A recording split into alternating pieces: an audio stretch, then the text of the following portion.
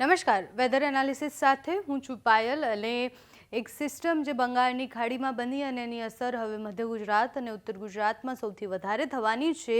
અરબી સમુદ્રમાં બનેલી સિસ્ટમની અસર આપણે જોઈ કે સૌરાષ્ટ્ર અને એની આસપાસના વિસ્તારો, કચ્છમાં અને દક્ષિણ ગુજરાતમાં કેટલો ભારે વરસાદ પડ્યો. દક્ષિણ ગુજરાતમાં જે ઓક્સો ટ્રફ પસાર થયો હતો, જે દરિયાકાંઠે બનતા હોય છે, એની અસર હતી. પણ અરબી સમુદ્રની સિસ્ટમનો ખતરો ટળ્યો. બંગાળની ખાડીની સિસ્ટમનો ખતરો હજી પણ છે અને એના પછી પણ એક સિસ્ટમ બનવાની છે, જેની આગાહી હવામાન નિષ્ણાંત અને હવામાન વિભાગ બંને કરી રહ્યા છે.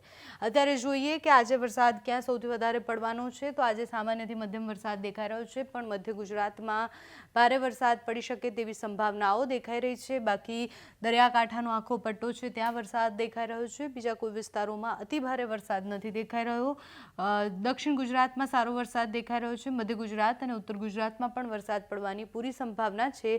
27 તારીખે પણ સ્થિતિ એ જ રહેશે. જે આપણે સિસ્ટમની વાત કરતા હતા, એ સિસ્ટમ જ્યારે પસાર થઈ જાય અને સિસ્ટમ પછીની જે અસરો છે એ વધારે થવાની છે. 27 તારીખે ઉત્તર ગુજરાતમાં ભારે વરસાદ પડી શકે છે અને મધ્ય ગુજરાતના દાહોદ, મહીસાગરવાળો જે આખો પટ્ટો છે, ત્યાં ભારે વરસાદ પડવાની સંભાવના છે. 28 તારીખે ફરીથી જે વિસ્તાર છે દક્ષિણ ગુજરાતનો, ત્યાં વરસાદ પડી શકે છે. એટલે દક્ષિણ ગુજરાતના વિસ્તારમાં 28 તારીખે ભારે વરસાદની સંભાવનાઓ છે. આ બાજુ મધ્ય ગુજરાતમાં પણ સારો વરસાદ પડી શકે તેવી સંભાવના દેખાઈ રહી છે, કારણ કે દાહોદ અને વાળો જે પટ્ટો છે, ત્યાં ગ્રીન કલર એટલે ભારે વરસાદ સૂચવી રહ્યા છે. બાકી હવે સૌરાષ્ટ્ર અને કચ્છમાં એટલો ભારે ક્યાંય વરસાદ પડે તેવી સંભાવનાઓ નથી દેખાઈ રહી.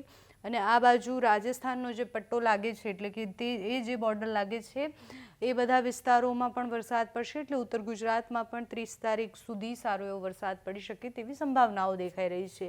વિંડીથી જોઈએ તો આપણને ખ્યાલ આવે કે આખો જે પટ્ટો છે, આટલો જે વિસ્તાર છે, તે વરસાદ લઈને આવશે ગુજરાતમાં.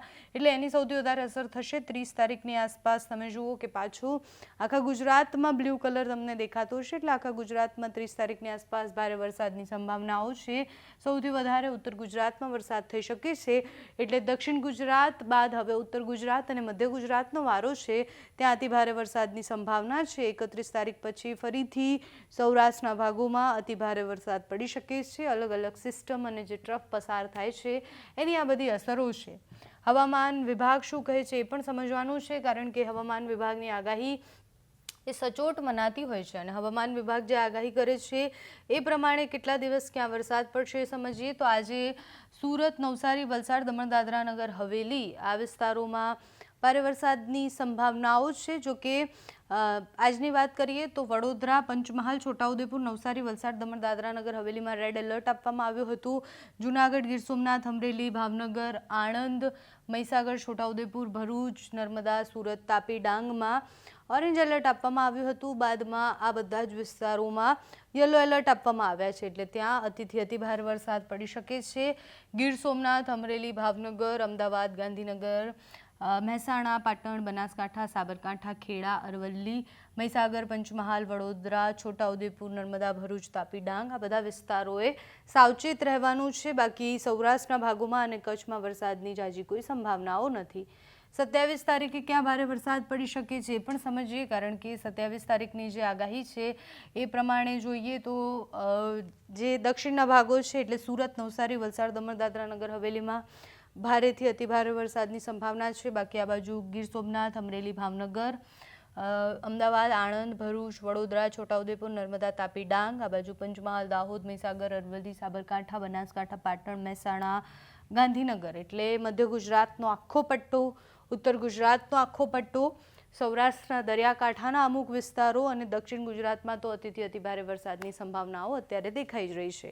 હવામાન વિભાગ, હવામાન નિષ્ણાંત બધા એવું માની રહ્યા છે કે આ ચોમાસું છે એ અત્યારે અણધાર્યું ચોમાસું ગણી શકાય, કારણ કે હવામાન વિભાગ અને હવામાન નિષ્ણાંતો જે આગાહી કરે છે એ ઘણી બધી બદલાઈ જતી હોય છે. થોડા કલાકોએ જે અતિ ભારે વરસાદ પડતો હોય છે એમાં આગાહી બદલાઈ જાય છે.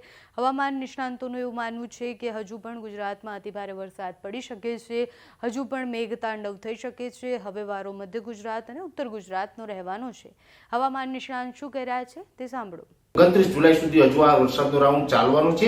એટલે 29 જુલાઈ સુધીમાં દક્ષિણ ગુજરાત, મધ્ય ગુજરાત અને ઉત્તર ગુજરાતના અનેક વિસ્તારોમાં હજુ પણ વરસાદ પડે તેવી શક્યતાઓ છે અને અનેક વિસ્તારમાં સારા વરસાદ પણ નોંધાશે. એટલે ઉત્તર ગુજરાતમાં પણ જે મિત્રોનો વરસાદ બાકી હોય એની 29 જુલાઈ સુધી હજી રાહ જોવી.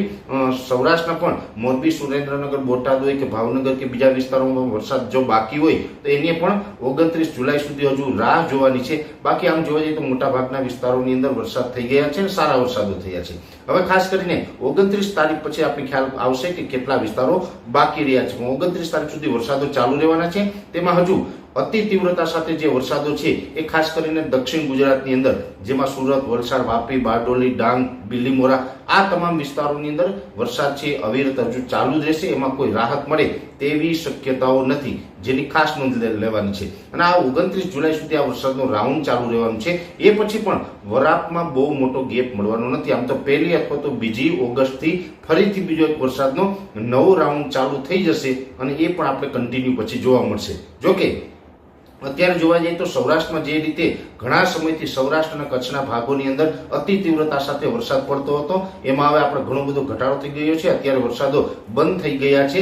વાદળછાયું વાતાવરણ છે, અમુક જગ્યાએ કદાચ ઝાપટાઓ પડતા હોય એ અપવાદ છે, પણ સૌરાષ્ટ્રની અંદર જે આપણે વરસાદો બંધ થયા અને કચ્છની અંદર વરસાદો જો બંધ થયા હોય એ વિસ્તારના ખેડૂતોને પણ મારી એક નમ્ર અપીલ છે કે જે આપણે ખેતી કામ કરવાના હોય એ તાત્કાલિક ધોરણે કરી લેવા, જેમાં સાથી આપવું, દવા છાંટવી વગેરે જે પણ કામ કરવાના હોય એ વહેલી તકે કરી લેજો. કેમ કે 1-2 ઓગસ્ટમાં ફરીથી બીજો એક રાઉન્ડ પણ આવી જશે.